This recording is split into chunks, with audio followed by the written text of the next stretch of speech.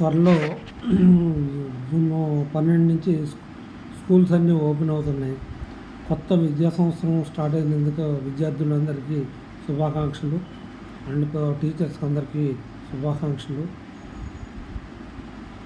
నేను ముఖ్యంగా చెప్పే జాగ్రత్తలు ఏంటంటే, వర్షాకాలంలో సీజన్లో వ్యాధులు ఉంటాయి. వాటికి అరికట్టడానికి యంత్రాంగం ఎప్పటికప్పుడు ఉండాలి. పిల్లల విషయంలో ముందుగా చాలా పాజిటివ్గా ఉండాలి. ఇంకోటి ఏంటంటే, ట్రాన్స్పోర్ట్ వ్యవహారాలు మొత్తం ఎక్కడికక్కడ చాలా జాగ్రత్తగా తీసుకోవాలి. వాళ్ళకి ఈ వర్షాకాలం రోడ్లు ఇబ్బంది చాలా ఉంటుంది. రోడ్లు అన్నీ డ్యామేజ్ కావటం, ఇవన్నీ కావటం ఒకటి. ఇప్పుడు వెహికల్ నడిపే వాళ్ళని, ఎక్స్పీరియన్స్ ఉన్న వాళ్ళని తీసుకురండి. ఈ ప్రైవేటు స్కూళ్ళ మీద ఈ ట్రాన్స్పోర్ట్ ఆపరేటర్లపై ఎడ్యుకేషన్ మినిస్టర్ ఎప్పటికప్పుడు సమీక్షలు జరపాలా, చాలా జాగ్రత్తలు తీసుకోవాలా. ఇదివరకు ఏమైందంటే, చాలామంది పిల్లలకి ట్రాన్స్పోర్ట్లో వెళ్ళే వాళ్ళకి చాలా అదుపు తప్పి ప్రమాదాలు జరిగినాయి.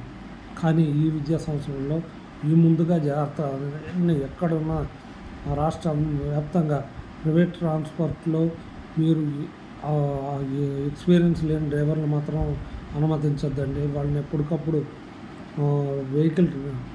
మోటార్ వెహికల్ ఇన్స్పెక్టర్ ఎప్పటికప్పుడు తనిఖీలు చేస్తూ ఉండాలి. పిల్లల ప్రాణం విషయంలో చాలా జాగ్రత్తగా ఉండాలండి. ఎంతో అల్లారి ముద్దుగా పెంచుకున్న పిల్లలు ఎక్కడైనా సరే, ఎవరి పిల్లలైనా సరే, అందరి పిల్లల్ని చాలా జాగ్రత్తగా చూసుకోవాలి.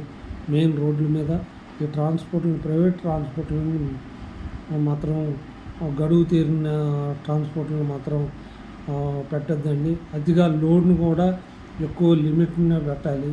అదిగా ఎక్కువ మంది స్టూడెంట్ని పెట్టి అదుపు తప్పినా కానీ పిల్లల ప్రాణాలతో చెలగాటం చేస్తాయి కొన్ని ప్రైవేట్ స్కూల్ యాజమాన్యాలు. కొంచెం ఆలోచించి పిల్లల విషయంలో ముందుగా విద్యా సంవత్సరంలో ప్రతి గవర్నమెంట్ కానీ ప్రైవేట్ కానీ అన్ని పాఠశాలల్లో యాజమాన్యాలు ఈ పిల్లల విషయంలో చాలా జాగ్రత్తలు తీసుకోవాలండి. ఇదే మెయిన్. అధికారులు ఎందుకు అప్రమత్తంగా ఉంటున్నారంటే, ఇప్పుడు అవ్వకముందు మనం జాగ్రత్తలు తీసుకుంటే రేపొద్దున అవ్వకుండా చాలామంది ప్రాణాలు సేఫ్గా ఉంటాయి. పిల్లలు కూడా మంచి విద్యను అభ్యసిస్తారు.